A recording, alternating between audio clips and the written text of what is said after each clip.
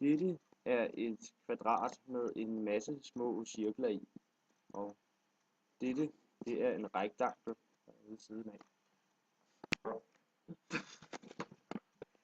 Her kan vi se en trekant med en masse kvadrater indeni. Og så vil vi finde ud af, hvordan vi regner trekanten herude.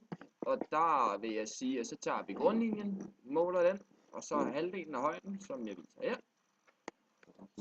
Hold nu kæft, Lukas. Og her er der en cykel, som har runde hjul, og hvis man skal beregne arealet af en cirkel, så er det pi gange r i anden, og hvis du skal beregne omkredsen, er det 2 gange radius gange pi.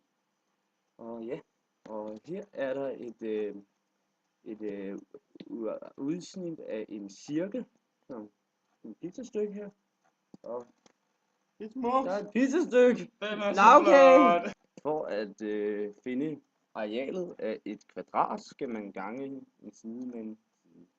Hvis man skal finde omkredsen, så skal man gange alle siderne.